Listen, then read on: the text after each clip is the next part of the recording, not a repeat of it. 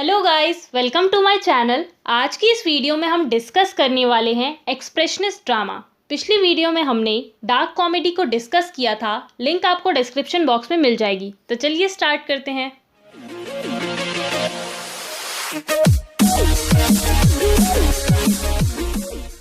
Expressionist drama को discuss करने से पहले हम डिस्कस करेंगे एक्सप्रेशनिज्म। गाइस, एक्सप्रेशनिज्म एक लिटरेरी मूवमेंट था। ये मूवमेंट फर्स्ट वर्ल्ड वॉर से पहले 20th सेंचुरी के स्टार्टिंग में स्टार्ट हुआ था। ये मूवमेंट जर्मनी में स्टार्ट हुआ था और फिर अमेरिका में भी फैला। गाइस, एक्सप्रेशनिज्म यानी कि आर्टिस्ट इसमें एक्सप्रेस करेंगे, व्यक्त करेंगे, लेकिन क्या एक्सप्रेस करेंगे? गाइस, एक्सप्रेशनिज्म एक स्टाइल है जिसमें राइटर या आर्टिस्ट ह्यूमन के इमोशंस एंड आइडियाज़ को एक्सप्रेस करते हैं। इसमें इंसान के अंदर की चीज़ों को एक्सप्रेस किया जाता है कि इंसान के दिल और दिमाग में क्या चल रहा है। इसमें इंसान के बाहर की चीज़ों को नहीं दिखाया जाता है कि बाहरी दुनिया में क्या चल रहा है।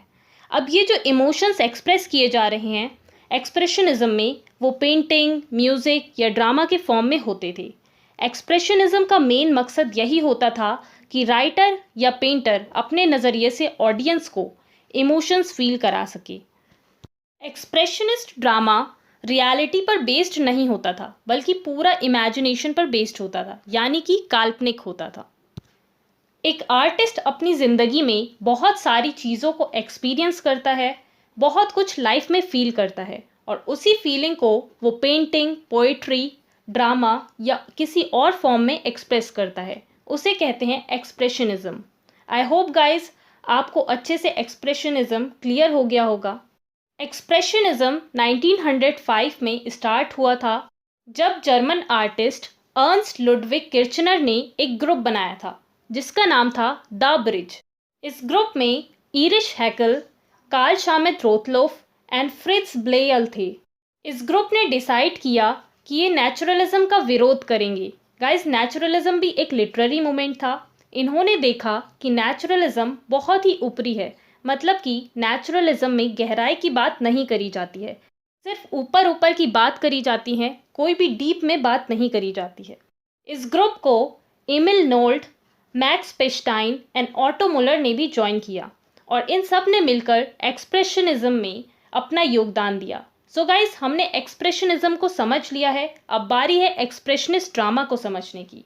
गाइस, एक्सप्रेशनिस्ट ड्रामा यानी कि ऐसा ड्रामा जिसमें फीलिंग्स एंड इमोशंस को दिखाया जाए। ऐसा ड्रामा जिसमें दुनिया के बजाय इंसान के दिल और दिमाग, यानी कि इंसान के अंदर की चीज़ों को, इंसान के अंदर के हाल को ड्रामेटिस्ट एक्सप्रेस करते हैं ऑडियंस के सामने। एक ऑस्ट्रियन ड्रामेटिस्ट थे जिनका नाम ऑस्कर कोकोश्का था। इन्होंने 1907 में एक ड्रामा लिखा था जिसका नाम murderer the hope of women था। इस ड्रामा को सबसे पहला एक्सप्रेशनिस्ट ड्रामा माना जाता है। ये ड्रामा पहली बार 1909 में वियना में परफॉर्म किया गया था। 1910 में एक जर्मन ड्रामेटिस्ट थे हरवर्थ वॉल्डेन, इन्होंने भी एक्सप्रेशनिज्म को फॉलो किया। जर्मनी के दो ड्रामेटिस्ट थे जिन्हें एक्सप्रेशनिस्ट ड्रामेटिस्ट के तौर पर बहुत ज़्यादा जाना जाता है, और वो दो जर्मन एक्सप्रेशनिस्ट ड्रामेटिस्ट हैं George Kaiser and Ernst taller. और भी काफ़ी सारे जर्मन एक्सप्रेशनिस्ट ड्रामेटिस्ट हैं जैसे कि Walter Hasenclever, Oskar Kokoschka, Fritz von Unruh, Frank Wedekind, Carl Sternheim etcetera. America में जो फेमस एक्सप्रेशनिस्ट ड्रामेटिस्ट थे वो हैं Eugene O'Neill, Arthur Miller, August Strindberg, Elmer Rice etcetera. ये जो एक्सप्रेशनिस्ट ड्रामा होता है उसे नाइट में परफॉर्म किया जाता है। इसमें आर्टिफिशियल लाइट्स का यूज़ किया जाता था। इस ड्रामा में जो भी स्टोरी दिखाई जाती है उसे देखकर ऐसा लगता है कि जैसे हम सपना देख रहे हैं, बिल्कुल ड्रीम जैसी लगती है स्टोरी एक्सप्रेशनिस्ट ड्रामा में। स्टेज को बहुत ज़्यादा सजाया जाता है कलरफुल लाइट से। इसमें जो डायलॉग्स यूज़ होते हैं उसमें बहुत ज़्यादा स्लोगन्स का यूज़ किया जाता है। स्लोगन्स यानी कि नारे लगाना। इस ड्रामा का जो प्लॉट होता है वो एपिसोड्स में डिवाइडेड रहता है। प्लॉट यानी कि स्टोरी के इवेंट्स। कैरेक्टर्स मास्क पहनकर ड्रामा परफॉर्म करते हैं। इसमें कैरेक्टर्स बहुत ज़्यादा ओवर एक्टिंग करते हैं। इसमें बहुत ही तेज़ तेज़ और एक ही सांस में डायलॉग देते हैं कैरेक्टर्स। इसमें जो भी मेन मैसेज दिया जाता है वो कहानी के मेन कैरेक्टर के नज़रिए से दिया जाता है। गाइस, मेन कैरेक्टर को प्रोटैगनिस्ट कहा जाता है। गाइस वीडियो अच्छी लग रही है तो जल्दी से लाइक कर दीजिए। एक बहुत ही फेमस एक्सप्रेशनिस्ट ड्रामा है जिसका नाम है गैस। गैस एक बहुत ही फेमस एक्सप्रेशनिस्ट ड्रामा है जिसे 1912 में जॉर्ज काइसर ने लिखा था और 1916 में इसे पब्लिश कराया था। ये जो स्टोरी है गैस, ये स्टोरी है एक फैक्ट्री की जो पूरी कंट्री की मशीनों को गैस सप्लाई करती थी।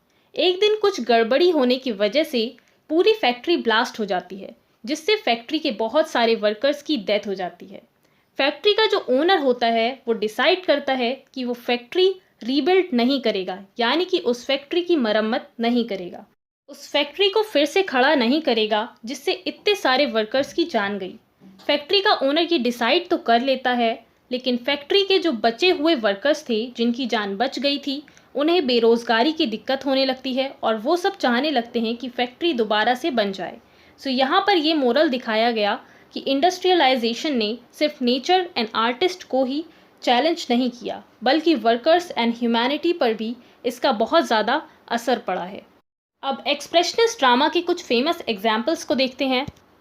ऑस्कर कोकोश्का का murderer the hope of women, Walter Hasenclever का द सन, रीनहार्ड सॉर्च का द बेगर, ऑगस्ट स्ट्रिंगबर्ग का a dream play and to Damascus, Georg Kaiser का गैस, यूजीन ओनील का the emperor Jones, the hairy ape, the great god Brown, all god's children got wings, Elmer Rice का the adding machine, Irwin Shaw का bury the dead, Sophie Treadwell का machinal, Denis Johnston का the old lady says no, Lajos Egri का rapid transit, सीनो कैसे का the silver, Arnolt Bronnen का parricide and Ernst Toller का we are alive. So guys ये था expressionist drama. I hope guys आपके लिए वीडियो हेल्पफुल होगी। अगर वीडियो अच्छी लगे तो लाइक कमेंट शेयर करें और मेरे चैनल को सब्सक्राइब करें। Thanks for watching.